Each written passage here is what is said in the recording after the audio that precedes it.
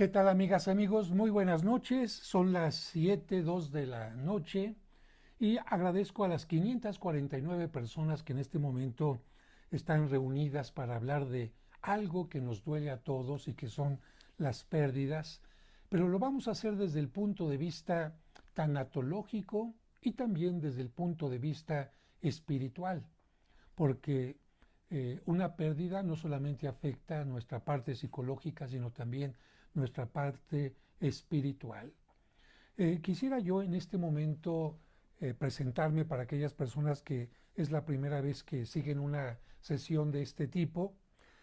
Soy el Padre José de Jesús Aguilar Valdés, estoy transmitiendo desde la Ciudad de México y estamos en este momento en la segunda sesión de lo que sería un curso, pero más allá de un curso, charlas sobre tanatología que nos permitirán vivir mejor el duelo.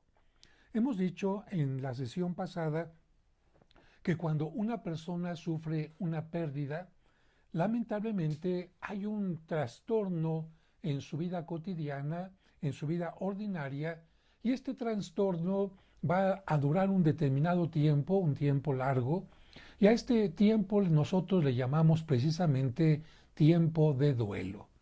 El duelo, decíamos en la sesión anterior, está caracterizado, de acuerdo a los principales tanatólogos, por estas etapas. Primera etapa, la negación. Segunda etapa, la ira.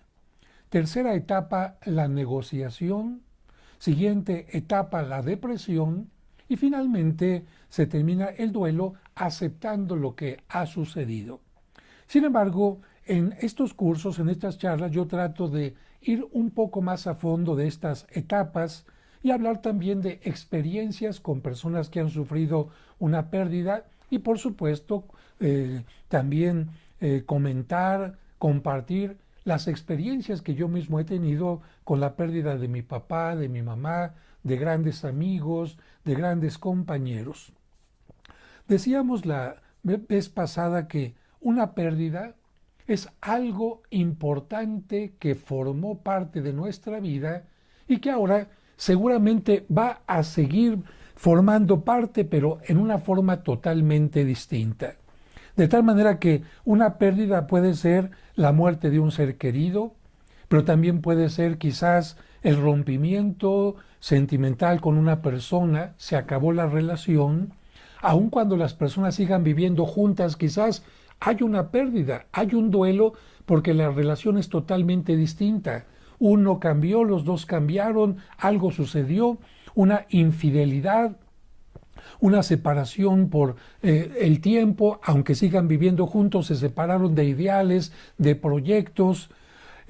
También puede ser una infidelidad, por supuesto, pero también un cambio de casa, un cambio de ciudad. Esto implica cambios importantes, ya no se vive en el mismo hogar, en la misma colonia, ya no se asiste al mismo mercado. Un cambio de escuela para los niños es una etapa importante, una pérdida importante, y también, por supuesto, todo lo que tiene que ver con una enfermedad. Por ejemplo, si antes no tenías diabetes y te dicen que tienes diabetes o que tienes cáncer, ya no vas a ser la misma persona que antes podía comer todo tipo de dulces, o ya no vas a ser la misma persona con ese cáncer que, de acuerdo a la etapa en la que se encuentre, te va a ir poniendo algunas limitaciones y por lo tanto tendrás que estar viviendo una pérdida. Sin embargo, también pérdida puede ser algo que considerábamos que era parte nuestra, considerábamos, no era. Considerábamos parte nuestra y de repente nos damos cuenta que no lo es. Por ejemplo, una muchacha que se encuentra el primer día de clases a un muchacho que es muy atento con ella, le ayuda a cargar sus útiles escolares, la acompaña después de las clases a tomar el autobús y así varios días, siempre muy atento, muy cuidadoso con ella, y después de quizás 2 semanas o 3, ella empieza a pensar, este muchacho pronto me va a decir que si quiero ser su novia. ¿Por qué? Pues porque todo esto que está pasando es un antecedente. Así que ya es mi novio, ya estoy contenta, ya voy a hacer planes incluso para presentarlo con mis papás, es una persona muy decente, muy estudiosa, ya me imagino casi casándome con él. Y resulta que un día, precisamente al terminar la escuela, las clases, salen al pasillo y se encuentra con un muchacho y se lo presenta y le dice, mira, te presento a mi novio. ¿Cómo? Sí, te presento a mi novio, soy gay.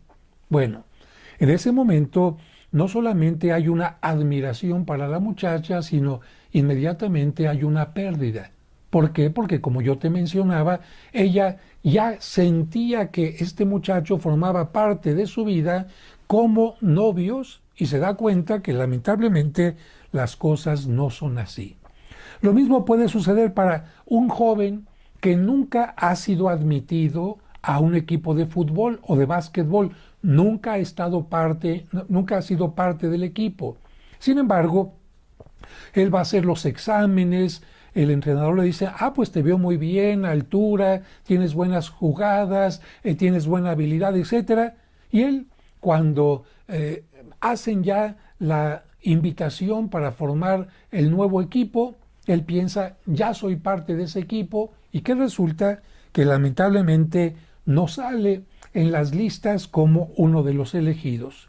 Para este muchacho que nunca fue parte del equipo, también esta situación puede ser una pérdida. ¿Por qué? Porque ya sentía que él formaba parte del equipo. Así que pérdida puede ser porque perdimos algo importante que formó parte de nuestra vida o creíamos que formaba parte de ello. Y digo precisamente la palabra importante porque nosotros sufrimos por algo importante que perdemos. Por ejemplo, no es lo mismo que tú pierdas una cartera con todo el salario del mes que te dieron a que pierdas una pequeña monedita. Quizás la pequeña monedita ni siquiera a veces te levantas a recogerla si es que se te cayó, pero en cambio la cartera, por supuesto que sí lo haces. Aquí entonces ya esto nos hace entender por qué se sufre cuando se tiene una pérdida.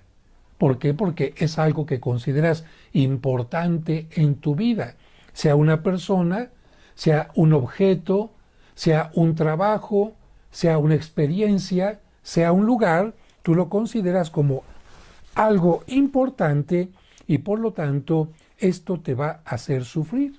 ¿Por qué? Porque nosotros tenemos esta capacidad que Dios nos ha dado, o si no eres creyente, que la naturaleza nos ha dado, para decirnos, esto que has perdido es algo importante y necesitas desahogarte. ¿Por qué? Porque duele. Se sufre cuando se pierde algo importante. Ahora, algunos de ustedes me han hecho llegar algunas preguntas como esta. ¿Cuánto tiempo dura el duelo? Miren, no podemos decir nosotros aquí como una especie de respuesta para todo mundo, porque el duelo se vive de distinta manera, por distintas personas, y cada persona va viviendo cada una de las etapas en un tiempo más largo o más corto. Pero los especialistas dicen que un duelo, ya para que la persona se integre totalmente bien a su vida anterior, puede llegar a durar un año. De tal manera que hay personas que llegan a vivirlo un año y otras personas que quizás a los 3 meses ya están incorporadas nuevamente a la realidad. Esto, decíamos la vez pasada, dependerá de muchas cosas, sobre todo de la fe, se puede también puede depender de la sana autoestima, si una persona es dependiente de la persona que ha fallecido, o de la persona con la que rompió sentimentalmente, o si no es dependiente. Puede depender también de algo que se llama el apego. Fíjense que esta palabra es muy interesante porque en casi la mayoría de las religiones y de aquellos pensamientos que no son religiones como el budismo, se nos enseña que el apego puede ser muy dañino. Una cosa es la valoración hacia una persona, el cariño, el afecto, pero otra cosa sería el apego. Y les voy a contar para que entiendan lo que significa un mal apego. la experiencia de cuando me operaron a mí de dos hernias. Cuando era joven yo bailaba mucho baile folclórico mexicano y para esto pues hay que zapatear y muchas cosas más. Y bueno, esto a la edad que tengo yo, ya 66, 67 años, pues esto va teniendo ciertas facturas, como se dice. Bueno, pues me tuvieron que hacer una operación de toda la parte de hernia, casi toda la cintura, lado derecho y lado izquierdo. Y bueno, cuando me operaron, si te das cuenta, aquí no tengo cabello, pero en mis brazos tengo mucho cabello, ¿no? Bueno, cuando me operaron hubo dos enfermeras distintas.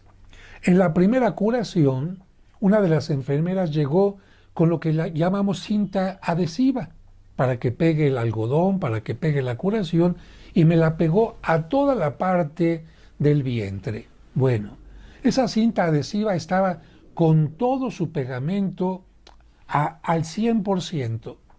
¿Te imaginas tú qué pasó después de que esta enfermera llegó y me retiró esta primera curación que me había puesto con la cinta adhesiva? Bueno, evidentemente que esto sería como decía una muchacha cuando escuchó esto, padre, pues eso fue como una depilación, claro. ¿Qué es lo que pasó? El adhesivo era tan fuerte que llegó a jalar incluso pequeños pedacitos de piel. Otra persona me decía, mire, a mí me tocó otra enfermera y esta persona sabe lo que hizo con la tela adhesiva, haga de cuenta, le hacía un poquito así para quitarle un poco de pegamento, no quitarle más de lo necesario, pero con esto me lo colocaba ya sobre la piel y cuando levantaba la tela adhesiva no me hacía daño. Bueno, tú vas a decir, ¿por qué está contando esto? Porque no es lo mismo estar amando, valorando a una persona, gozando de ella, que estar como con un pegamento, con un apego excesivo. Un apego que incluso te puede llevar a, ya llegaste al trabajo, ¿a qué hora sales? Oye, no quiero que lleves a otra persona al cine con nosotros. Relaciones que van más allá de un amor. Cuando hay un apego excesivo, este apego hace que cuando te desprendas de la persona, esto tú sientes como la tela adhesiva de que te acabo de mencionar. Tú sientes que te están rompiendo algo. Tú sientes que te están haciendo daño. Bien, precisamente por eso en el budismo se dice no hay que apegarse ni a las cosas ni a los objetos. Un día que pude convivir con el Dalai Lama, que visitó la Catedral de México en una reunión de varios grupos religiosos y personas del budismo también, él sacó una pluma que, por cierto, era una pluma de oro, y él puso la pluma porque estaba diciéndole a todos los invitados una gran convocatoria en aquella ocasión, les dijo, miren, yo aquí pongo mi pluma y fíjense, yo hago esto. Si fuera una persona que tengo apego, me voy, me tengo que retirar y, ay, no puedo dejar la pluma ahí. La pluma no tiene apego hacia mí. Si yo me voy, la pluma no me sigue. En cambio, si yo tengo apego a la pluma y en algún momento me voy y se me olvida, o la pierdo, o me la roban, yo voy a sufrir por este apego que tengo. Una cosa es tener cuidado de las cosas y otra cosa es depender, decir, yo no puedo vivir sin esta pluma. Eso sí es un apego enfermizo.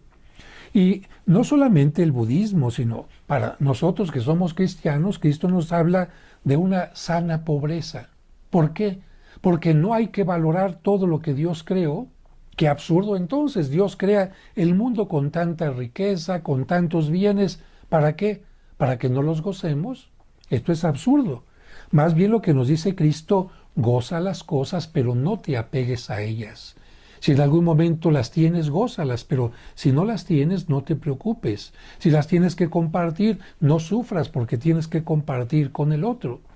Y en esta parte que te decía de no puedo vivir sin esta parte, sin esta cosa, parte del apego no solamente nos lo hacen tener quizás digamos, la mercadotecnia, que nos dice, usted no puede vivir sin esta marca, sin un nuevo teléfono, usted no puede vivir si no viaja a tal lugar, usted no puede vivir si no tiene tal cosa.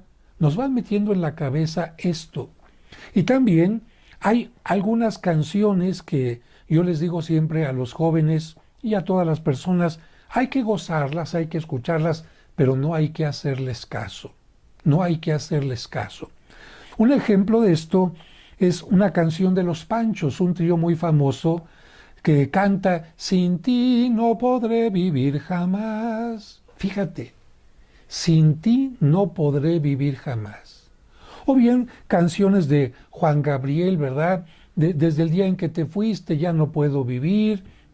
Bueno, evidentemente que si nosotros permitimos que estas canciones nos vayan programando nuestra mente, sin ti no voy a poder vivir, sin este objeto no puedo vivir, sin tal teléfono no puedo vivir, sin esto, cuando perdamos a esa persona o ese objeto, nuestra mente está programada y nos va a decir, ah caray, no puedo vivir sin esa persona, y entonces no es raro que una persona que esté tan creída de esto, tome una pistola y se quite la vida diciendo, no puedo vivir sin mi esposa, sin mi hijo, sin mi hermano, sin este trabajo, sin la salud. Cuando la realidad es otra. Porque hemos visto personas que tienen cáncer y están luchando y sobreviviendo. Y personas que tienen diabetes y están sobreviviendo. Y viudas y viudos que tenían un amor maravilloso como pareja y siguen sobreviviendo. Y personas que perdieron un trabajo que querían y siguen sobreviviendo. Y personas que tuvieron una infidelidad y salieron adelante. Y personas que tuvieron una ruptura sentimental y siguen adelante. Pero en gran parte está en la programación que tenemos. Por eso decía, ¿cuánto tiempo dura el duelo? Si tienes una dependencia, si tienes un apego excesivo, si te has mentalizado en que no puedes vivir sin tal o cual cosa, y si te falta la fe en que puedes salir adelante, pues evidentemente que a lo mejor no salgas adelante del duelo pronto. En cambio, si tú tienes un amor pero no una dependencia, si tienes una sana autoestima, si no te has mentalizado en que no puedes y no vas a decir, mira, te quiero mucho, pero si algún día te vas, si algún día se rompe la relación, si algún día me fallas o si algún día te mueres, ¿qué crees? Voy a seguir viviendo, voy a seguir viviendo. De hecho, este tema lo toco en mi curso de autoestima, cuando digo que la felicidad a veces nosotros la ponemos en la otra persona. Y un día, y lo menciono en el libro, un día a una persona le preguntaron, disculpe, ¿su esposo la hace feliz? Y esta persona entiende por qué eso le están preguntando, porque a todas las conferencias que va para hablar de psicología, etcétera, la acompaña su esposo, se sienta junto a ella, le va aplaudiendo a las frases bonitas, etcétera. Y cuando esta muchacha les contesta a los que le preguntan que si la hace feliz, él dice, no, mi esposo no me hace feliz. La responsabilidad de ser feliz es mía. Fíjense, si yo pusiera mi felicidad en mi esposo, el día que él se vaya, el día que me deje, el día que me falle o el día que se muera, ¿qué pasa con mi felicidad? Se acaba, porque no estoy poniendo mi felicidad en mí, que depende de mí, mi felicidad, sino la estoy poniendo en él. Y hay gente que pone la felicidad en el esposo, en la esposa, en el hijo, en el trabajo, en tal cosa. Y ahí no está la felicidad. La felicidad verdadera la tenemos que encontrar en nosotros mismos. Y por esta razón, si una persona ha puesto su felicidad en su teléfono y le quitan el teléfono, no solamente va a sufrir por el robo, sino va a sentir que no puede vivir. Por lo tanto, es importante esto. Hay que mentalizarnos antes de que tengamos una pérdida y aun cuando ya hemos sufrido la pérdida y decir, es difícil, es doloroso, me va a costar trabajo aceptarlo, voy a tener que llorar, voy a tener que esto, pero voy a salir adelante. Esto es muy importante. Tú que me estás viendo en este momento, tú que me estás escuchando, que te estás mentalizando y dices, no puedo, no puedo, no puedo, empieza a cambiar el diálogo contigo mismo, porque tú te estás dando órdenes. Tú estás dando órdenes a tu mente, a tu cerebro, y si le dices tú al cerebro no puedo, el cerebro te va a hacer caso. Si tú le dices a tu autoestima no puedo, tu autoestima te va a hacer caso. Tú eres el capitán, la capitana de tu vida, y por eso hay que decir, me va a costar trabajo, pero voy a salir adelante. Continúo hablando de una pérdida, es una especie de trauma. Ustedes saben que la palabra trauma es una palabra griega que significa golpe. Bueno, así como puedo recibir un golpe quizás en alguna parte de mi cuerpo y me hace un moretón, me duele, etcétera, también una pérdida, sea la muerte de un ser querido, una enfermedad, un rompimiento, es un golpe fuerte. ¿Contra qué? No contra los músculos, no contra la piel, no contra los huesos, pero contra cosas más importantes como por ejemplo contra la seguridad. Ah, caray. Vamos a ver un ejemplo. Yo tengo una pareja con la que he vivido 5 años y de repente me entero de que anda con otra persona. Aquí ya empieza la seguridad, la inseguridad o seguridad. ¿Qué va a pasar con mi pareja? ¿Qué va a pasar con nosotros? En fin, se rompe cierta seguridad. Un golpe fuerte, te corrieron del trabajo. El trabajo te daba seguridad. ¿Por qué? Porque tenías los recursos necesarios, sabías que era un lugar donde cada 15 días o cada semana podías tener un cierto salario. Un golpe contra los proyectos de vida, que tenías el proyecto quizás de estudiar la licenciatura y resulta que no te quedaste en la universidad en donde querías estudiar.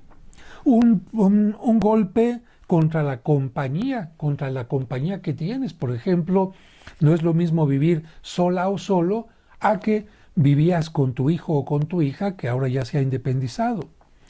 Una pérdida es un trauma y yo siempre lo comparo con un temblor. Sé que en este momento me están siguiendo de San Diego, de Puebla, de Los Ángeles, de Illinois, de Nuevo León, de Saltillo, Coahuila, de Campeche, bueno, de muchas partes, pero sé que en algunos lugares donde ustedes viven no hay sismos, no hay terremotos. Aquí en México sí. Y miren, les voy a decir una cosa. Un terremoto es mucho menos fuerte que cuando uno se sube a estos juegos mecánicos que existen ahora. Me ha tocado la oportunidad de viajar a algunos países, o aquí en México también, y como me gustan las emociones fuertes, aventarme de un paracaídas, etcétera, subirme a la montaña rusa, bueno, hay algunos juegos mecánicos donde las subidas, bajadas, movimientos, etcétera, son más fuertes, son más rápidos que un temblor. ¿Qué es lo que nos da miedo de un temblor? Si nos subimos a un juego mecánico y se mueve y todo, ¿por qué no nos da miedo? Y en cambio, cuando empieza a mover la tierra, aunque sea un poquito, ¿por qué nos llenamos de terror? ¿Tú crees que por el movimiento? No. Si se mueve más el juego mecánico que la tierra. ¿Qué es lo que nos da miedo? No es el movimiento. Lo que sucede es que en el juego mecánico sabes que tienes un cinturón de seguridad, sea aquí o sea acá, sea que tienes un arnés de protección y sabes que el juego se va a terminar y todo el mundo contento y feliz y sube el siguiente grupo a divertirse. En cambio, en el sismo, ¿qué es lo que pasa? ¿Sabes qué es lo que va a pasar después del sismo? ¿Sabes cuánto va a durar? No. Entonces, eso es lo que nos da miedo. Sobre todo si hubo un sismo anterior donde viste que se cayeron casas, que se cayeron edificios, que hubo muertos. Entonces, claro, empieza a temblar y empieza a temblar tu seguridad. Empieza a temblar tu estabilidad y empieza a surgir la incertidumbre que es lo que sucede también con una pérdida que te hace preguntarte qué va a pasar, qué va a pasar. Y de hecho cuando acaba de temblar, inmediatamente la gente, mamá, ¿te encuentras bien? Hijo, ¿estás bien? Esposo, ¿todo bien?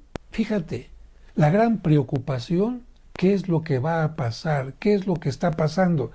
Y a muchos de nosotros, porque lo he compartido y he preguntado también, después del temblor, ¿cómo se siente nuestro cuerpo? Fíjate, muchas personas después del temblor sienten como que sigue temblando. Sienten que las piernas se les hacen así como si fueran de chicle, que no soportan el cuerpo. ¿Qué es lo que ha pasado? Un miedo, una incertidumbre emocional que afecta a todo nuestro cuerpo y la gente tiene que hacer, ay, ay. Bien, efectivamente, cuando sufres una pérdida, viene esta gran pregunta. ¿Qué va a pasar? Vamos a poner algunos ejemplos. Señora, lamentablemente tengo que decirle que usted tiene cáncer. Y la persona que recibe esto, ¿y qué va a pasar conmigo, doctor? ¿Cuánto tiempo voy a vivir? ¿Me va a doler? ¿Me van a hacer efecto las quimioterapias? ¿Mi cuerpo se va a mantener sano? ¿Voy a tener alguna deformidad? ¿Voy a perder el conocimiento? ¿Voy a poder seguir trabajando? ¿Qué va a pasar con mi relación con mi esposo? Quizás ahora ya no voy a poder tener una relación como la tenía antes.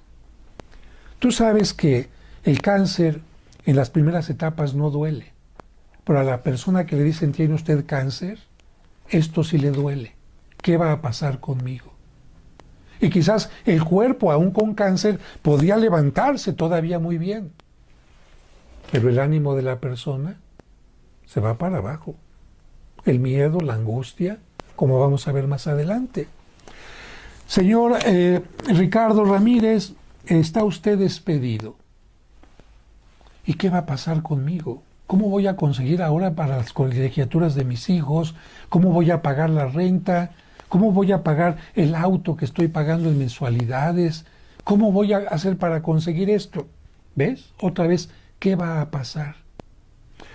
Un rompimiento, ¿sabes qué?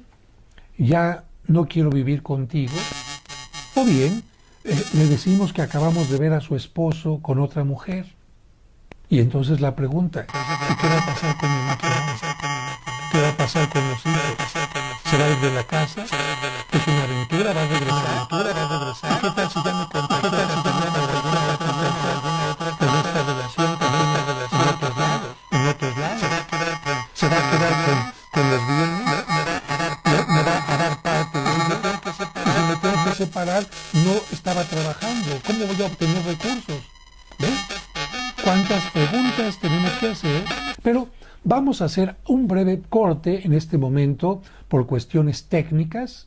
Voy a regresar con ustedes en un momento. Vamos a poner una cortinilla de espera y mientras los dejo reflexionando en esto. Con su pérdida, ¿qué es lo que se han preguntado? ¿Qué va a pasar conmigo? Regresamos enseguida.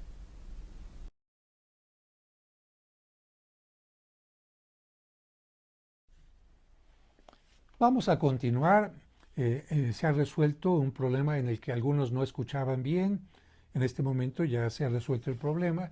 Y aprovecho para ver quienes están en línea. Bueno, hay personas de Chiapas, de Guanajuato, de Guatemala, Moquegua, Perú, Córdoba, Argentina, Aguascalientes, Nueva York, San Francisco, Lima, Perú, Querétaro, Costa Rica, Cleveland, Monterrey, Matamoros. Y como pueden ver, en todas partes se está viviendo el dolor. Y no solamente durante el tiempo de pandemia, porque todos los días lamentablemente hay personas que fallecen, que sufren un rompimiento sentimental o el llamado síndrome del nido vacío, que es cuando el hijo que ha vivido todo el tiempo, la hija que ha vivido todo el tiempo en la familia, se va dejando una especie de nido vacío para los papás, y gente que se queda sin trabajo, y gente que queda fuera de alguna competencia, en fin. Y bueno, decíamos que cuando se sufre una pérdida es como cuando tenemos un temblor y nos preguntamos qué es lo que va a pasar. Otra cosa que sucede, qué es lo que va a pasar conmigo cuando perdemos a un ser querido. Imagínense a una pareja que ha convivido 5, 10 años, 20, 25 años casados, han salido a fiestas, a viajes, compartido navidades, años nuevos, cumpleaños, han tenido incluso momentos para pelearse y manifestar sus diferencias, y de repente aquella persona ya no está. Entonces, claro que la gente se pregunta, ¿y qué va a pasar conmigo? ¿Cómo voy a dormir en aquella cama matrimonial sin sentir su presencia? ¿Cómo le voy a hacer para pasar las navidades, los cumpleaños, cuando llegue el año nuevo? ¿Qué va a pasar cuando? Exactamente. Son preguntas de qué es lo que va a pasar, y esta incertidumbre, esta inseguridad propicia, por supuesto, miedo, porque el miedo se presenta especialmente a lo desconocido. ¿Por qué mucha gente le tiene miedo a la oscuridad? Ay, porque lo negro es malo. No, porque cuando estamos a oscuras no sabemos qué hay aquí, qué hay allá, si hay un escalón, si nos vamos a tropezar, si nos va a salir alguien, si hay algo tirado, si hay un animal. No sabemos. Entonces, el miedo a lo desconocido es natural porque estamos acostumbrados a buscar seguridad, tener certeza de qué es lo que pasa en nuestra vida, y precisamente el miedo a lo desconocido. ¿Qué va a pasar conmigo? Y esto, por supuesto, también es para aquellas personas que están en estado terminal. Un miedo a lo desconocido. ¿Y después de esta vida qué hay? ¿Hacia dónde voy? ¿Qué va a pasar conmigo? ¿Voy a recibir un juicio o no? ¿Cuánto tiempo voy a estar en este trance de la muerte al encuentro con Dios, de acuerdo a la religión que cada quien tenga? Y si la gente no tiene fe, pues simplemente saber que se va a la nada puede ser muy difícil. Pero por eso cuando la gente se pregunta qué va a pasar conmigo y tiene fe y sabe que hay la certeza de llegar a un lugar y encontrarse con un Dios amoroso, las cosas cambian. Y aquí voy a hacer un paréntesis especialmente para aquellas personas que tienen que hablar de la muerte con los niños. Miren, a los niños no se les puede hablar y decir que la vida todo es sueño, que todo es fantasía, que todo está perfecto. Esto no es educar al niño. Al niño hay que educarle diciéndole que hay límites, que así como su helado se termina, también los días se terminan, la hora de clase se termina, la hora de juego se termina, el día se termina, las flores se marchitan y se terminan, en fin, y también las mascotas y las personas un día vamos a terminar. Sin embargo, la enseñanza es el helado como se termina, mira, mientras lo tengas, gózalo. Tu helado de fresa, de pistache, de lo que sea, gózalo y da gracias porque lo tienes hasta el último momento. No te lo comas así nada más sin saber qué. Goza tu helado. Mientras tengas una rosa, goza que está hermosa, fresca, trata de apreciar su aroma. Mientras tengas a una persona, cuídala, goza y cuida a papá y a mamá porque no son para siempre. Goza y cuida a tu mascota y goza y cuida tu vida. Porque si no te cuidas, te puedes caer de la escalera. Si no te cuidas, si no te lavas las manos, puedes poner en problema tu vida. Si no te fijas al atravesar una calle, tu vida se puede acabar. Así que mientras las cosas se acaban, hay que gozarlas, hay que aprovecharlas y hay que cuidarlas. Pero también va a pasar algo fuerte cuando muera mamá o cuando muera papá. Yo no quisiera morirme, te lo advierto. Nadie quiere morirse y no quiero que tú te quieras morir. La vida es maravillosa y también te tengo que decir algo. Los buenos y los malos se mueren. No pienses que la muerte es únicamente para los malos, para los que se portan mal, para los que hacen cosas feas. No, también los buenos mueren y pueden morir a cualquier edad. De tal manera que hay que cuidar la vida. Pero sobre todo, como a los niños, ¿quiénes son los que les dan seguridad? ¿A un niño le da seguridad su hermanito pequeño? No. A un niño le puede dar cierta seguridad la almohada o el muñequito con el que duerme, pero a un niño el que le da seguridad, la que le da seguridad, el que le da y la que le da seguridad y autoestima es el papá y la mamá. Y por esta razón algunos chiquillos muy pequeñitos, cuando la mamá tiene que salir de casa, se ponen a llorar inquietos porque se está yendo su seguridad.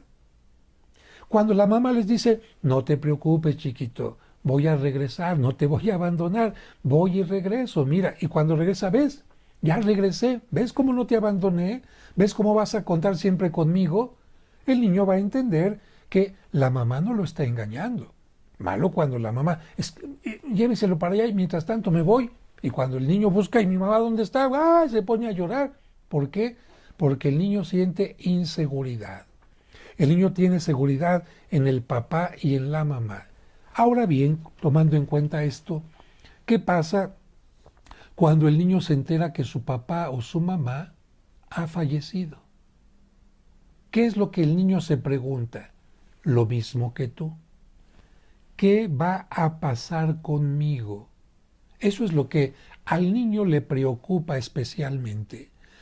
Puede preguntar quizás ¿a dónde se fue mi papá o mi mamá? Y le podrás decir que al cielo o a tal lugar. Tú puedes decirle algo semejante. Pero después te va a preguntar ¿y va a regresar? Y hay que decir no. Tu helado que te acabaste ya no va a regresar. La flor que se secó ya no regresa. El sol que se ocultó, aunque el día de mañana vuelva a salir, ya no es el día de ayer. Ya no regresa ese día que perdimos, ¿verdad? De tal manera que tu papá o tu mamá, tu ser querido, tu abuelito, tu abuelita, ya no va a regresar. Y ahí es donde el niño se pregunta más, ¿y qué va a pasar conmigo? El niño puede decir, mi papá y mi mamá está bien, está con Dios, está con los angelitos, está en el cielo. Muy bien, ya le respondiste qué es lo que pasa con su ser querido, pero el niño se va a preguntar, ¿qué va a pasar conmigo? Y yo aquí, miren, como es un tema difícil de tratar con los niños, yo les invito a que vean dos películas. Aunque una de ellas es más fuerte y por esta razón los invito a que especialmente vean una, y son películas de dibujos animados que responden a qué es lo que va a pasar conmigo. Me refiero al Rey León y me refiero a la película de Bambi. ¿Por qué? Porque las dos películas tratan del tema de la muerte. Y tratan de la muerte del papá, una, y la muerte de la mamá, la otra.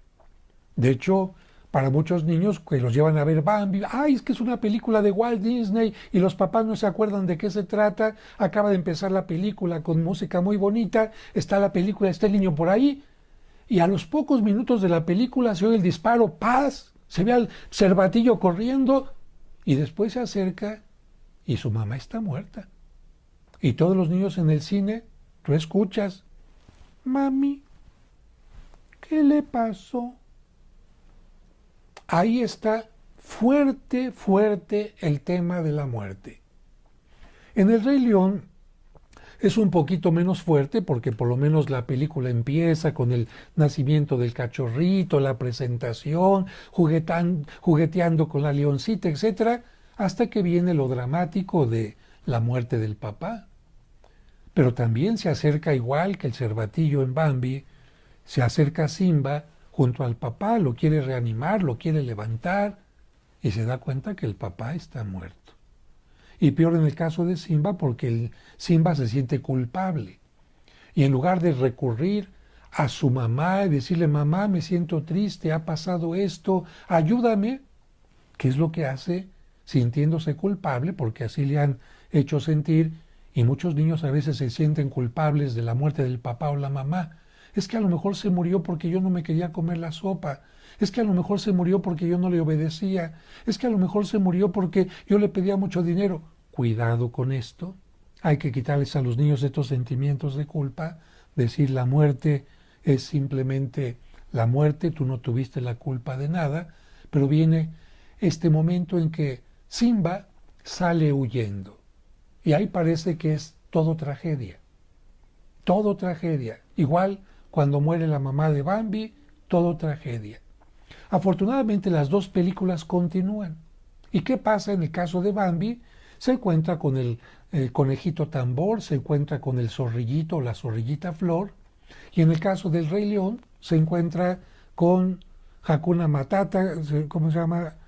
Timón, y el otro se llamaba Pumba. Bueno, ¿qué es lo que nos dice la película? No están solos, van a encontrar amigos, personas que les van a ayudar a tomar confianza en la vida, y gracias a esa confianza se van a ir recuperando, van a ir creciendo, y para no alargar este comentario, Simba se convierte en un león que vuelve a tomar el dominio de sí mismo, el dominio de la selva, sabiendo que aunque su papá ya no está físicamente con él, su papá vive aquí y aquí. Mi papá nunca me puede abandonar porque soy parte de él, tengo células de él, tengo sangre de él. Y lo mismo en el caso de Bambi. En el caso de Bambi crece el cervatillo y salva a los animales del bosque de aquel incendio, etc. Por esta razón, es importante, antes de tener una pérdida, o si ya se tuvo, así como una especie, sobre todo el Rey León, de catarsis del niño, vamos a ver una película. Que el niño, como se trata de dibujos animados, la va a ver con mucha atención. Una vez que haya terminado la película, es cuando entonces ya se puede tener este diálogo. A ver, vamos a hablar de la película. ¿Qué te gustó? No, pues me gustó esto y te gustó el final. Muy bien. ¿Qué parte es difícil? ¿Qué parte es dolorosa de la película? No, pues cuando se murió. ¿Y viste qué pasó con el cachorrito? Que él se preocupaba y se preguntaba qué va a pasar conmigo. ¿Y ves qué bonito? Encontró siempre personas que le ayudaron a salir adelante, y aunque tuvo una pérdida muy importante, salió adelante. Esto va a pasar contigo y conmigo, hijo. Aunque tú seas pequeño y yo sea grande, los dos extrañamos a papá o extrañamos a mamá o extrañamos a abuelita. Tú y yo sentimos un dolor aquí, tú y yo sentimos tristeza, tú y yo llegamos a sentir que no podemos salir adelante y dudamos qué es lo que va a pasar. ¿Y sabes qué va a pasar, hijo? Vamos a salir adelante. Vamos a salir adelante, y sobre todo, si vivimos el duelo juntos, vamos a salir adelante. Bien, espero que esta etapa que estoy platicando acerca de los niños pueda ayudarles a ustedes a hablar con sus pequeños de acuerdo a las edades que tengan, porque si un niño tiene 1 año, 2 o 3, todavía ni siquiera se hace preguntas como las que les estoy diciendo en este momento. Y nuevamente tomamos algo de lo que estuvimos hablando la semana pasada, la primera etapa del duelo. Primera etapa del duelo, la negación. ¿Por qué? Porque negar lo que está pasando es como una anestesia, decía yo, para que no me duela. Señora, le está engañando su marido. No es cierto, me está usted mintiendo, lo confundió con otro. Señor, tiene usted cáncer. No es cierto, los análisis seguramente están equivocados. Voy a otro laboratorio para que me hagan el análisis. Está usted despedido. No es cierto, me van a llamar la próxima semana y me van a pedir que regrese porque yo soy el que tengo experiencia. Bueno, aun cuando, como les comentaba la semana pasada, con la muerte de alguien, les decía que el teléfono de mis grandes amigos que han fallecido, el padre Jorge Luis Pansich, César Amores Martínez, Cristian, en fin, personas que han fallecido, uno dice, ay, no quiero borrar su número telefónico. Y todavía me quisiera yo decir, no va a llegar ahorita, va a llegar y me va a decir, aquí estoy. Es lo que uno quisiera. ¿Para qué? Para que no nos duela tener que aceptar que ya han fallecido. que ya no están en este mundo, que ya no están en esta tierra, que ya no están con nosotros.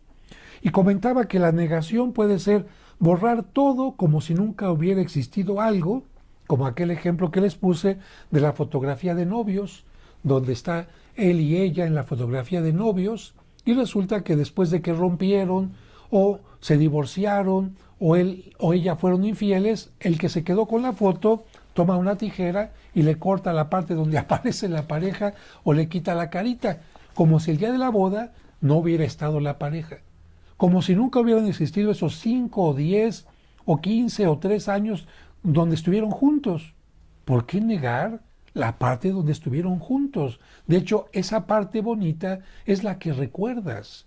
Esa es la que te hace que duela el corazón. ¿Por qué? Porque fue bonita, porque estuvo llena de esperanzas, de cosas que a ti te llenaban el alma. Por eso no es bueno que niegues algo como si nunca hubiera existido, o que no muevas nada también como si el difunto o aquella persona que te abandonó fuera a regresar. ¿Por qué? Porque no queremos aceptar que ya hemos perdido esa relación o bien a esa persona. En esta primera parte del duelo, sobre todo cuando están en los funerales, se recomienda mucho despedirse. Y esto nos ayuda a valorar más a fondo lo que estamos perdiendo. Miren, en Estados Unidos hay mayor conocimiento de toda esta etapa del duelo y allá no sepultan a las personas inmediatamente. Dan un tiempo a que las personas arreglen los aspectos formales de dónde lo vamos a enterrar, arreglar el seguro, que se comuniquen con los familiares para que estén enterados. Vamos, que la gente reciba el golpe y lo vaya asimilando. No como en otros lugares donde inmediatamente ya vámonos al funeral y todo, y a no dormir, pasar toda la noche en vela. No, allá no. Y además hacen algo muy interesante, que es tratar de, y aquí valoro mucho el trabajo de la gente que se dedica a esto, hacer que el difunto tenga una apariencia lo más adecuada posible. Les piden que les den el mejor traje, el mejor vestido, incluso los maquillan un poquito para que tengan un color como si estuvieran vivos, les hacen algún tratamiento para que no se vean mal. ¿Por qué? Pues porque saben que si el ataúd va a estar abierto, es mejor que la gente tenga un último recuerdo de su familiar con un aspecto adecuado. Y saben también, si la persona tuvo un accidente, tuvo un gran sufrimiento o algo, recomiendan, mire, no abra el ataúd. ¿Por qué? Porque su familiar no es eso, ni ese que está ahí. A su familiar usted no lo vio así rígido, no lo vio así pálido. A su familiar usted lo vio riendo, bailando, cantando, peleándose, moviéndose, etcétera.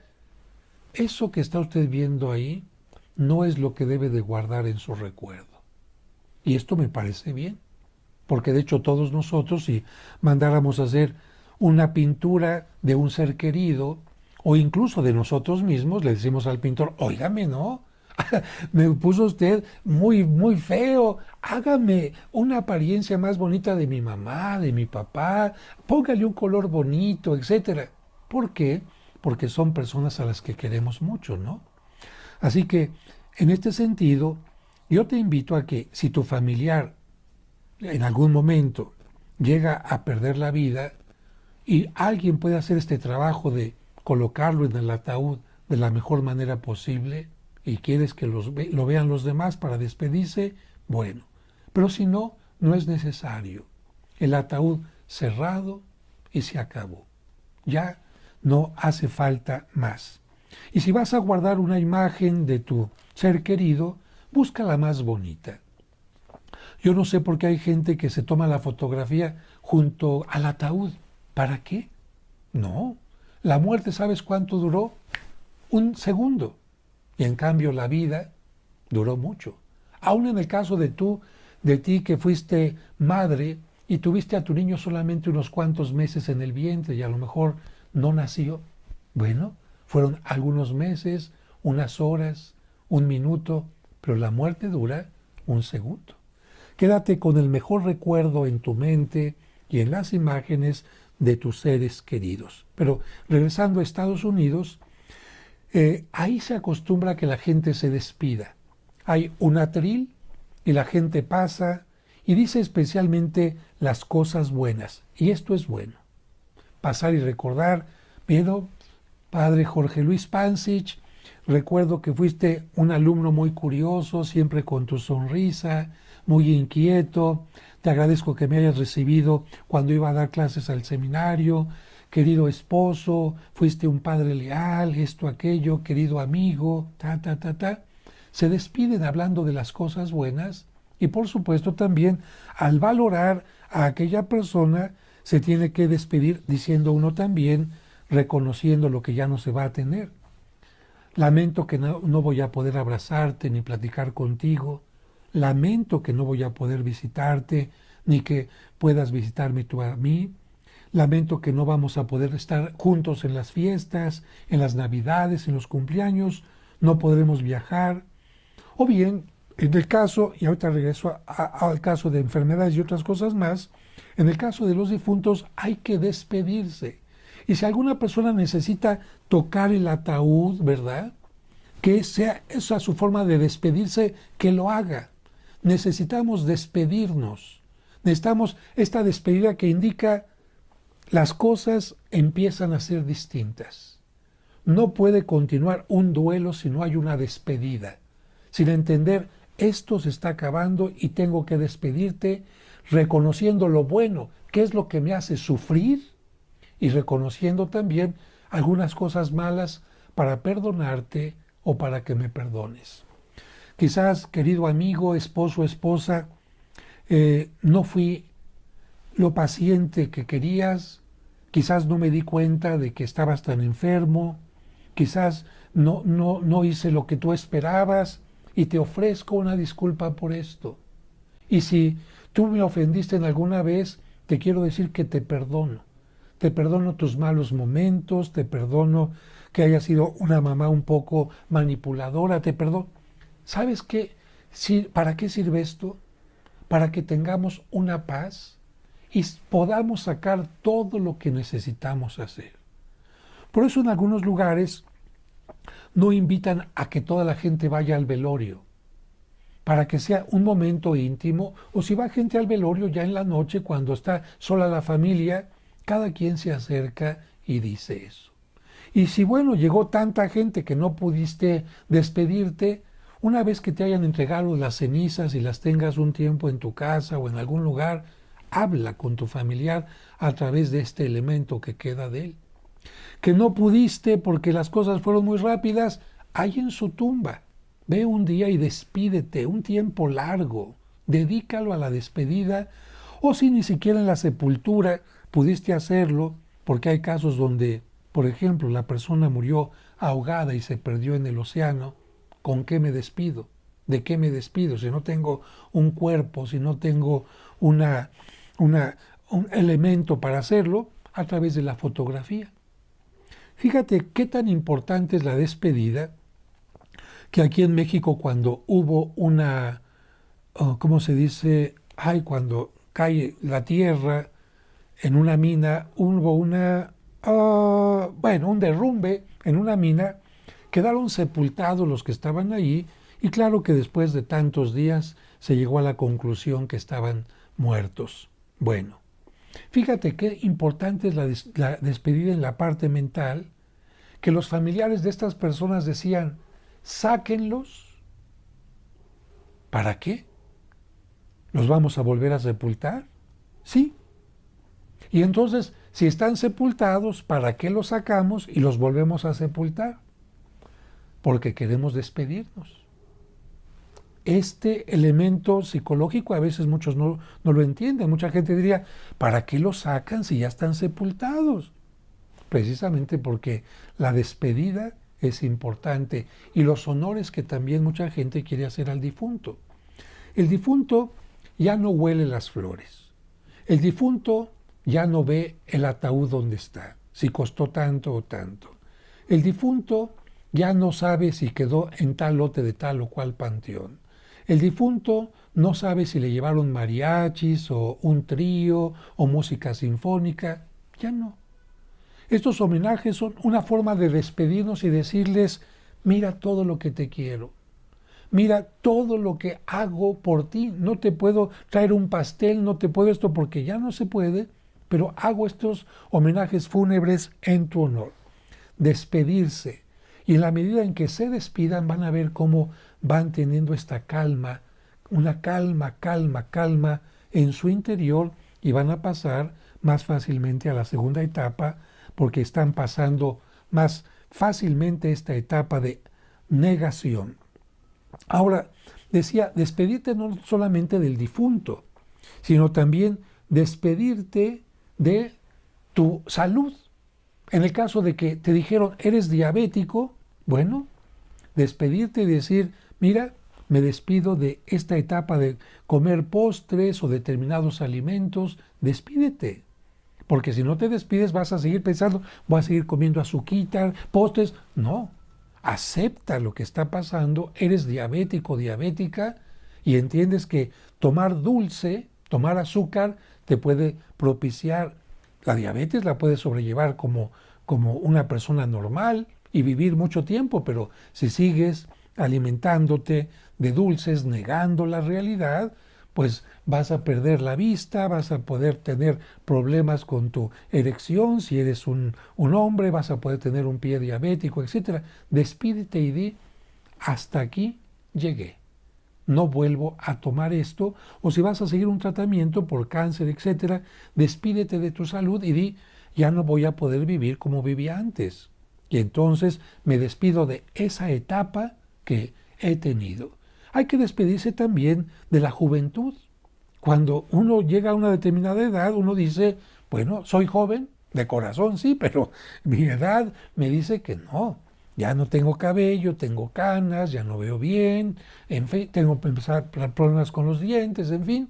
Entonces uno tiene que decir, gracias cuerpo, porque me serviste tanto tiempo con esa juventud donde podía bailar, correr, brincar, cargar muchas cosas. Gracias. Y ahora acepto que mi cuerpo pues ya no puede hacerlo, quizás, ¿no? Entonces también despedirte, si tú perdiste el trabajo, bueno, también despedirte. Fíjate, hablando de negación, había una persona que trabaja en una empresa, bueno, una tienda de estas de lujo aquí en México. Estaba todos los días acostumbrado a llegar, desayunar en el restaurante de ese palacio, ¿no?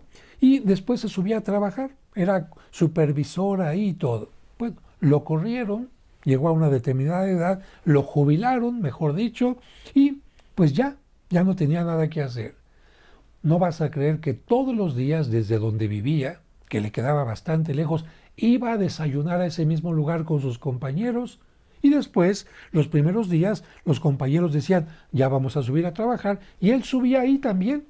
Hacía como que veía algo, compraba las cosas durante varios días, hasta que alguien le dijo, bueno, mire, ¿qué anda haciendo aquí? Ya no trabaja aquí.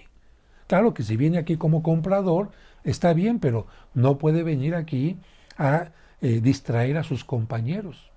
Hasta ese momento entendió que ya no formaba él parte de ese grupo, de ese trabajo, y bueno, no le quedó otra sino regresar a su casa y empezar a tener otra rutina.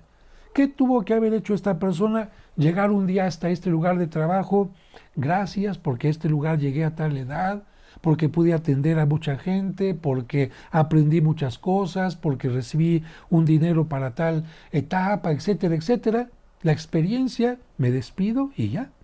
Miren, yo les comento que a mí me mandaron a estudiar a Roma y gracias a este envío pude tener muchos estudios de posgrado en arte, en música, en arqueología, en muchas cosas y sobre todo, como me gusta mucho la belleza, me gusta mucho el arte y sobre todo también lo que significa la Basílica de San Pedro, donde llega gente de todo el mundo a escuchar la palabra del Papa, en fin. Bueno, cuando yo tuve que despedirme de Roma, donde estuve un poco más de 4 años, Yo sí fui a la Basílica de San Pedro y abracé las columnas y les dije a San Pedro, a la Basílica, gracias por haber hecho que estos ojos hayan visto esto. Gracias a Roma por haber estado en este lugar, por haberme permitido caminar por sus plazas, aprender tanto de historia, aprender tanto de arte, aprender tanto de teología. Y claro, ¿por qué no llorar ahí? Porque pues ya no iba a regresar a Roma. He regresado en otras ocasiones para algunas canonizaciones o transmitir algún evento con Javier Alatorre, pero volver a vivir ahí, estar como estudiante, ya no. Se terminó una historia y bueno, mira, despedirse, se acabó. Y esto ayuda a que cuando uno se sube al avión, ya dejas las cosas como dijo Cristo. El que toma el arado y voltea para atrás, no es digno de seguirme. ¿O qué? ¿Vamos a vivir solamente del pasado y de recuerdos? ¿Que no estamos vivos? ¿Que no tenemos presente, no tenemos futuro? Cristo dice, no, no está bien quedarse anclado en el pasado. La vida es vida. La vida no es muerte. Y por eso cuando dice Cristo, dejen que los muertos vayan a enterrar a sus muertos, significa, sí, te la sigues pensando solamente en lo que pasó. Mejor aprende de lo que pasó, agradece lo que pasó, toma fuerza de las bendiciones que recibiste de tal amigo, amiga. Gracias, Dios mío, porque me lo prestaste 50 años, 20 años. Gracias porque estuve este trabajo tanto tiempo. Gracias porque tuve la salud. Y de ahí, para adelante, para adelante. Bueno, despedirse frente al ataúd o frente a las cenizas o frente al retrato o en el panteón, pero hacerlo. Y aquí toco rápidamente una escena que vi en una serie que se llama Esposas Desesperadas, una serie norteamericana que habla de varias mujeres, pero una de ellas era modelo y siempre preocupada por su aspecto físico, el maquillaje, etc. Pero su marido quería tener hijos con ella. Y ella, por supuesto, ¿cómo voy a tener hijos? ¿Cómo voy a permitir que se abulte mi estómago, mi vientre? ¿Y cómo me voy a ver yo embarazada? ¿Y cómo voy a dedicarme a atender a los niños, mi carrera de modelo? No. Y un día en esta serie, el hombre hace una canallada. ¿Por qué? Porque le cambia las pastillas anticonceptivas por unas pastillitas de dulce. Y claro, ella, pensando que nunca se va a embarazar, tiene encuentros con él y de repente, ¡ops!, se da cuenta que está embarazada. Claro que eso le propicia un gran enojo. ¿Qué es lo que pasó con el médico? ¿Qué habrá hecho mi esposo? No es posible, yo no quiero un niño, no es el momento. Pero curiosamente, después de este enojo, como que una parte de ella se abre a esta idea de ser madre, de tener un bebé, y las cosas empiezan a cambiar. Fíjate, no ha crecido todavía el niño muchos meses en su vientre, no lo tiene todavía en sus brazos ni nada, está en la idea de que está embarazada y está esperando a un niño. Lamentablemente, en la serie, en un momento determinado, ella por un descuido se cae de la escalera y cuando van con el médico le dice su embarazo se interrumpió y por lo tanto ya no vendrá ningún niño. ¿Cuánto tiempo llevaba? Casi nada. Y esta mujer empieza a tener cambios de carácter de los que vamos a hablar más adelante en la etapa de cómo una pérdida afecta nuestro cuerpo, lo vamos a hablar más adelante, y empieza a tener cambios de humor, cambios de carácter.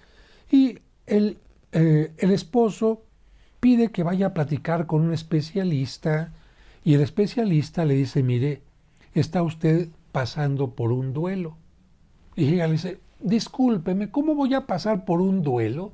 Si ni siquiera el niño había crecido, si ni siquiera, más aún yo ni lo esperaba, yo no lo deseaba, ¿cómo voy a estar yo viviendo ese duelo? ¿Cómo puedo tener este...? Y el tanatólogo le dice, mire, vamos al parque. La lleva al parque y ahí compra un globo blanco de gas con helio y lo tiene en sus manos y le dice, mire, va a imaginarse que este niño, que este globo es ese niño que llevó en su vientre, aunque sea unas cuantas horas o días. Le va a llamar a este globo como usted pensaba llamarle a su bebé, ¿sí? Se va a despedir de él y después de que esté lista, que se haya despedido, lo va a soltar. Lo voy a colocar en sus manos, ponga sus manos y cuando esté lista, lo puede soltar. Y ella dice, ay, pero ¿cómo? ¿Qué tontería es esta? Yo lo puedo soltar en cualquier momento. Bueno, piense entonces que este globo es ese niño y entonces ya suéltelo. ¿Y qué es lo que pasó? Que esta mujer no podía soltar el globo. ¿Qué significa? No estaba aceptando lo que sucedió. Y solo hasta que el tanatólogo le ayudó a que ella se despidiera, querido hijo, no te deseaba, no te quería, pero cuando me enteré que estaba ya en mi vientre, hubo algo quizás muy pequeño que me hizo ilusionarme, tal. Me dolió perderte, aunque no lo quiera reconocer. Y después de que se despidió, como si sus manos hubieran tenido algo en particular, las abrió y el globo subió y ella empezó a vivir de una forma ordinaria. Ahí estamos hablando de la importancia que es ante un objeto, una fotografía, una tumba, o bien ante el cuerpo, los restos de una persona, hacer esta despedida y después sentimos que hemos dejado en paz nuestro espíritu, nuestra mente. Bien, pasamos al siguiente punto. Cuando se tiene que aceptar la pérdida, viene en ese momento la desaparición de la anestesia que teníamos. Te dije en la clase pasada y ahora que cuando sufrimos una pérdida, el negar las cosas, no ha pasado, no es cierto, el que las cosas no se muevan en la casa, en fin, esto es negar. No quiero aceptar lo que está pasando, no, es como cerrar los ojos y cuando nosotros finalmente aceptamos qué es lo que va a pasar, van a surgir todas las emociones. ¿Y las emociones qué son? ¿Solamente se tiene tristeza por una pérdida? ¿Solamente se tiene tristeza? No. También se tiene enojo, también se tiene impotencia, también se tiene culpa, también se tiene miedo, también se tiene incertidumbre. Todas estas cosas van surgiendo. Pero aquí un punto importante. Todos y todos o todas permitimos que fluyan las emociones. No. Imagínate que las emociones son algo que la naturaleza, si no eres creyente, o que Dios, si eres creyente, te ha dado para que te desahogues de todo lo que está pasando en tu interior. Imagínate que te dan una buena noticia y no puedes expresar alegría. ¡Bravo! Me saqué la lotería. ¡Bravo! Estoy embarazada. ¡Bravo! Conseguí un trabajo. ¡Bravo! Claro que cuando hay una alegría, hay una emoción que te permite expresarla y además te hace sentir muy bien. Pero imagínate que tienes una situación muy triste y estás como si nada, como si fueras piedra. No, también la tristeza es otra emoción que se manifiesta en el cuerpo, el propio cuerpo lo manifiesta, no hay hambre, aparecen lágrimas, por supuesto. Pero también imagina que alguien te raya el automóvil, alguien rompe los vidrios de tu casa, alguien rompe un compromiso que tenía contigo y tú no te vas a enojar. Claro que no está bien. El enojo también sirve para poner un alto. Aquí se acaba esto. Este es un límite. No voy a permitir que me hagas esto. No es lo mismo que la ira. La ira consiste en hacerte daño a ti por ese enojo y hacer daño a los demás. Pero un enojo es normal. Simplemente toma en cuenta que Cristo se enojó varias veces y un ejemplo de ellos es cuando vio que el templo lo estaban tomando como un lugar de mercado. Se enojó ¿Y qué significa?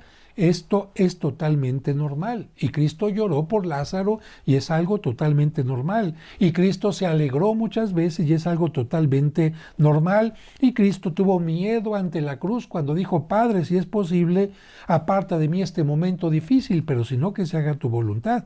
Entonces, las emociones aparecen, pero aquí el gran problema es que si a ti te reprimieron cuando eras niño o niña en tus emociones, es posible que no surjan en forma normal. Esto lo toco en el curso de autoestima también. A ver, imagínate, ¿es normal que un niño se enoje porque no le compraron algo? Claro, tenía deseos. ¿Sí? ¿Es normal que un niño se enoje porque alguien le tiró el helado por accidente? Claro, es normal, él quería comerse su helado. Pero el niño está enojado y la mamá llega, a ver, si sigues enojado te voy a dar razones para que te enojes más. Y lo golpea. ¿Qué está haciendo la mamá? Reprimir el enojo de ese niño. Podría decirle, hijo, tienes razón en enojarte, si quieres manifiesta tu enojo en el cuarto, si quieres patalear en tu cama, etcétera, pero hasta ahí. Aquí en la sala no, o no vayas a romper esto, está bien, tienes tu derecho. O bien, si el niño está triste porque lo castigaron, lo castigan y el niño empieza a llorar, y no llore, porque si no le pego. Ah, caray. ¿Tú crees que un castigo es algo agradable? Claro que no, un castigo es algo que no nos gusta. Imagínate, y si usted llora es maricón, y si usted llora es joto, y si usted llora es poco hombre, y si usted llora tiene poca personalidad, y si usted llora le voy a dar quién sabe qué. ¿Usted cree que ese niño va a manifestar su llanto cuando pase más tiempo? Claro que no. A ese niño le están enseñando a reprimir el llanto, a reprimir el enojo, que son dos cosas que quizás a los papás no les gustan, pero que son totalmente sanas, totalmente sanas. Y esto de reprimir, solamente pongo un ejemplo para que vean cómo puede afectar a largo plazo. Imaginen a una esposa, no tiene nada que ver con una pérdida, o bueno, sí una pérdida por una ilusión, pero solamente para que entiendan cómo el reprimir una emoción puede afectar. Imaginen a una esposa que sabe que el próximo lunes van a cumplir aniversario de casados. Y le dice al marido, oye, la próxima semana cumplimos aniversario. ¡Ay, qué bien, qué bueno! A ver cómo lo festejamos. Bien. Llega el día y ella se va al salón de belleza, a la estética, como le dicen ahora, se compra un vestido antes para el lugar, se arregla y todo muy bien, esperando que el esposo llegue en la noche y le diga, vámonos a cenar, ya tengo una mesa reservada, o vámonos al teatro o al cine, qué bonito. Y llega el esposo en la noche, hola, ¿qué tal? ¿Cómo estás? ¿Bien? ¿Qué hiciste de cenar? Ah, caray. Ya desde ahí ella dice, ah, pues no hice nada, pero si quieres ahorita preparo. Ah, caray, ¿por qué no hiciste nada? Pero si preparas algo, sí, bueno. Llega y se pone a ver la televisión. Señal clara de que al esposo se le olvidó. Fíjate, ¿eso puede ocasionar un enojo? Claro que sí. Ella le avisó al esposo, él no tuvo la delicadeza, la defrauda. Hay posibilidad de ponerse triste, pero también un enojo. Total, ella empieza a prepararle la cena, se la sirve, pero seria, y él le dice, oye, ¿qué te pasa? Nada. Fíjate. Siguen platicando, comiendo él, pero como ella está muy seria, ¿de veras no te pasa nada? No, nada. Como ella le está diciendo a él que no pasa nada, él confía, sigue viendo su televisión, más al rato se van a acostar y, le da un beso así, él así como, "No", y ella se mueve un poquito. ¿Qué te pasa? Nada. Y así se duerme con el coraje de que no le hayan festejado el aniversario, que no le hayan tomado en cuenta, etcétera. Qué fácil hubiera sido si ella, cuando él llega, le dice, ¿qué te pasa? Pues olvidaste nuestro aniversario. Ella hubiera dado oportunidad a que él corrija ese momento o que le diga, discúlpame, lo planeamos para mañana y vamos a arreglar todo. Pero si ella no dice qué le pasa, el otro no va a adivinar. Imagínate a esta mujer, ¿qué pasó en su infancia? Cuando era niña y se enojaba, no le permitían decir estoy enojada. Y uno tiene que decir estoy enojado, estoy triste, estoy alegre, me siento decepcionado y no está mal. Imagínate que a una persona le hayan reprimido el llanto, el manifestar su tristeza, su debilidad y pierde a un ser querido, tiene una pérdida. ¿Le va a dar vergüenza llorar? ¿Va a sentir que se llora es un cobarde o como le dijeron, un joto o un quién sabe qué? Palabras que usan a veces los educadores para hacer sentir mal al niño. ¿Y qué va a necesitar ese hombre? Porque ese hombre, ese niño ya se convirtió en un hombre de 30, 40 años, va a necesitar sacar la tristeza y el llanto. Pero para hacerlo, ¿qué crees que va a hacer?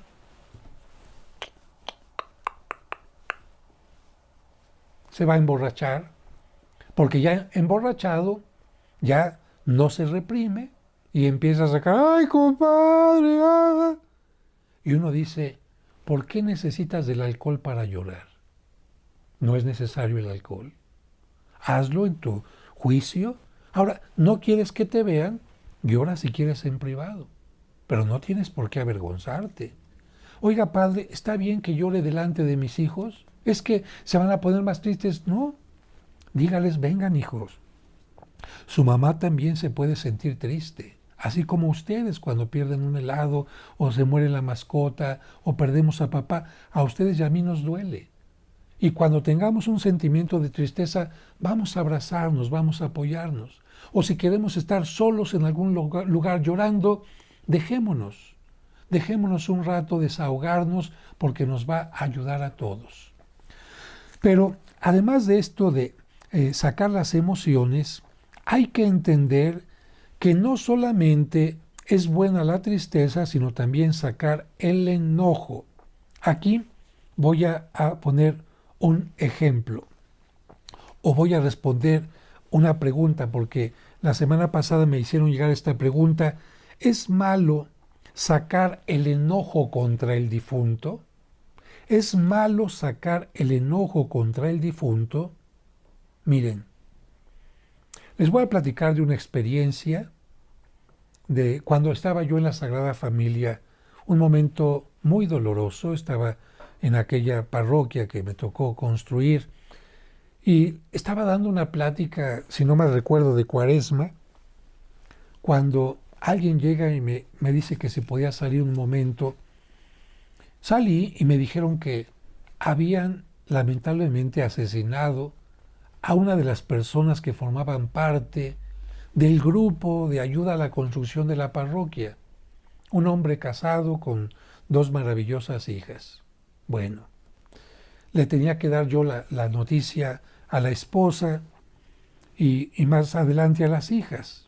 Bueno, después lamentablemente me tocó ir a tener que reconocer el cuerpo, pero ahí en ese momento, ¿qué hubo en la mente de la pareja, especialmente de esta persona? Tristeza. Le dicen, acaban de encontrar a su esposo muerto en un automóvil. Muy bien. Pero viene después otra emoción. ¿Por qué? Porque a la hora de la investigación resulta que estaba con otra persona. Y resulta que la persona era una mujer. Tú ya te imaginas lo que siente la esposa cuando le dicen estaba con otra mujer. Aquí ya no solamente fue tristeza, aquí fue ¿por qué estabas con otra mujer? Aquí ya aparece el enojo, aparece la decepción. ¿Cómo es posible que tú, que eras un esposo en quien yo confiaba, me hayas hecho esto? ¿Qué te hice yo? ¿Qué es lo que pasaba por tu cabeza? Fíjate, y estamos hablando del mismo difunto, por el que primero se sentía únicamente tristeza, ahora se siente coraje, se siente odio, se siente rencor, se siente decepción y por supuesto Esto hace que las emociones hagan una mezcla muy particular. Bien, es normal que una mamá, cuando a un hijo, no sé, eh, quizás lo atropellaron porque no se fijó, pueda decirle al hijo, hijo, ¿por qué fuiste tan tonto de no fijarte? O que la mamá o los familiares de alguien que estaba manejando alcoholizado, ¿por qué manejaste alcoholizado? ¿O por qué no te fijaste que había otro automóvil junto a ti? ¿O por qué no te tomaste los medicamentos? ¿O por qué no me hiciste caso? ¿O por qué no usaste cubreboca? ¿O por qué? Es normal que tengamos también esta necesidad de sacar nuestro enojo. No estamos ofendiendo al difunto porque el difunto ya nuestros enojos, nuestros sentimientos de coraje, etcétera, no le afectan. Él ya está más allá de esto.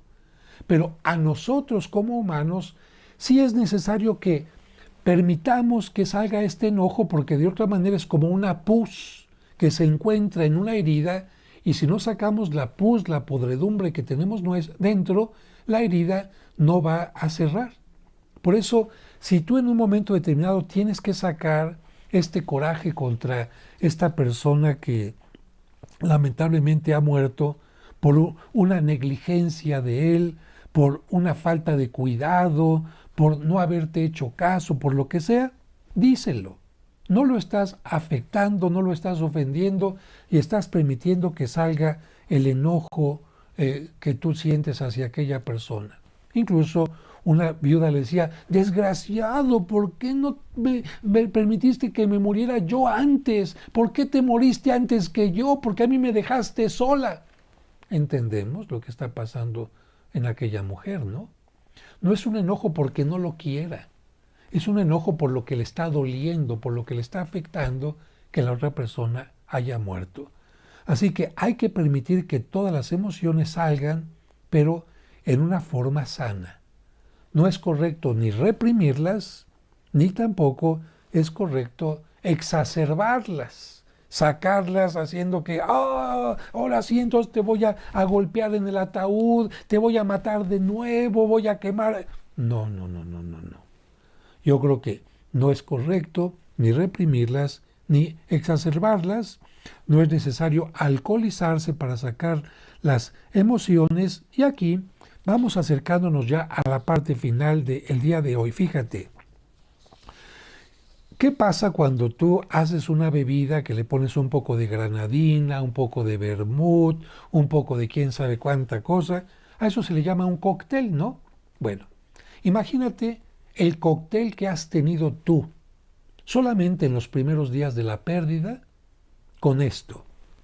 La pérdida como tal, pensar en el funeral, el papeleo, los seguros, la parte de dónde lo vamos a sepultar, si lo vamos a cremar, avisar a los demás. Trabajo mental pesado. Se te va el hambre, no te alimentas correctamente. Bien, debilidad.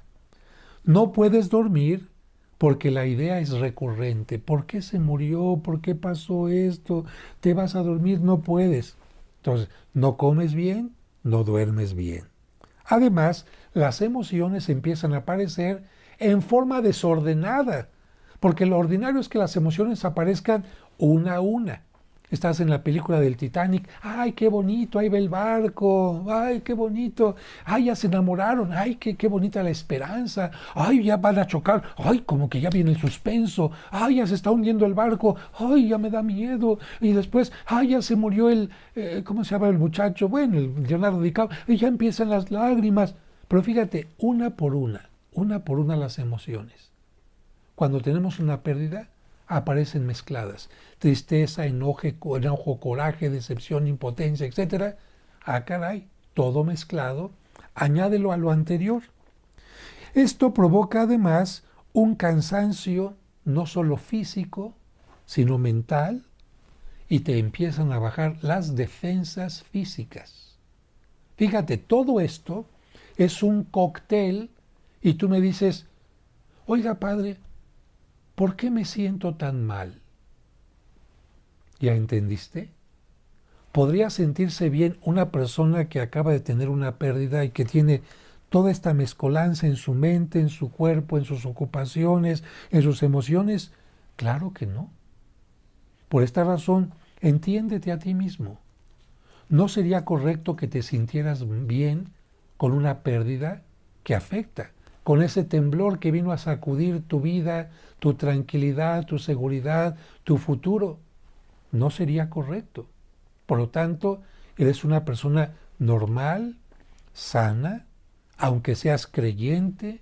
Esto tiene que pasar en tu propia vida y tienes que entenderte y decir, me entiendo, me acepto, no niego lo que está pasando en mí, tengo que darme tiempo y sé que las cosas van a estar bien.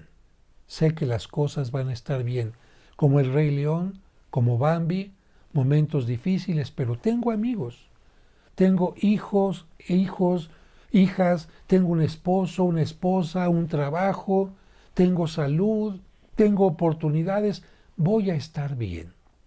En la próxima sesión te voy a hablar de lo que es la psicología cuántica. Seguramente te va a ayudar a vivir el duelo de una mejor manera.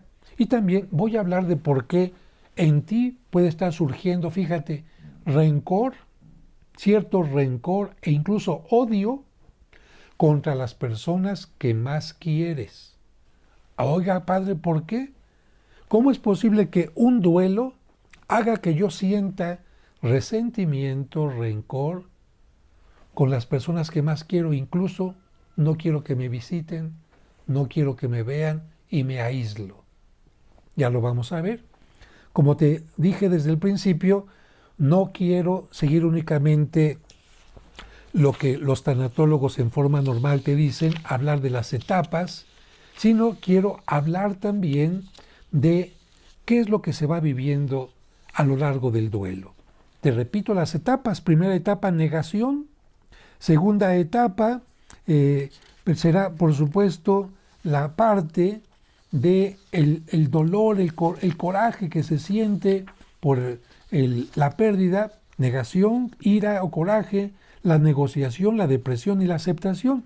Pero decir estas etapas así nada más no ayudan mucho. Así que en la próxima sesión estaremos hablando de por qué hay rencor, por qué hay aislamiento y también por qué aparece el sentimiento de culpa.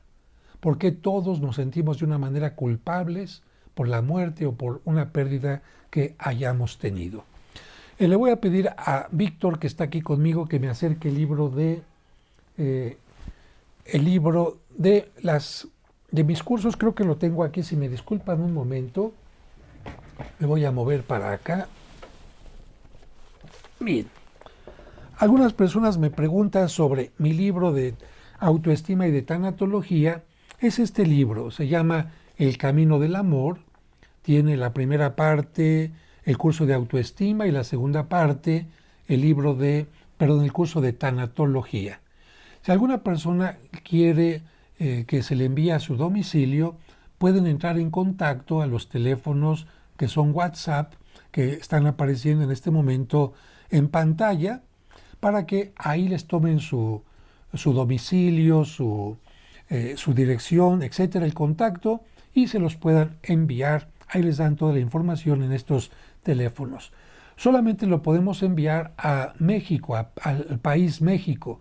Pero si alguna persona lo quiere en forma digital, con mucho gusto también se les puede enviar a todos. Quiero agradecer a todas las personas que le han apretado aquí a la parte de abajo donde está el signo de dinero, de pesos, porque cuando alguien aprieta en este lugar, ¿qué es lo que sucede? Hay la opción de las transmisiones en vivo, permiten que si alguien quiere donar 10 pesos o medio dólar, a partir de entonces puede dar una donación con su tarjeta de crédito. Es lo que se llama Super Chat. Yo no les sabía esto, pero es lo que me están diciendo los que más saben. Ustedes saben que este curso es totalmente gratuito. Me interesa su bienestar, su paz espiritual, pero si alguien quiere ayudarnos, por supuesto que es bienvenida su ayuda.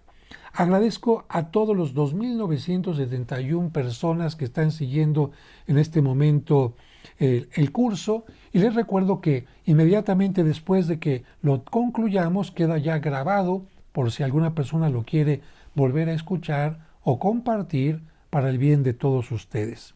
Agradezco de todo corazón su compañía, agradezco que puedan seguir estas palabras y espero que su duelo continúe de la mejor manera.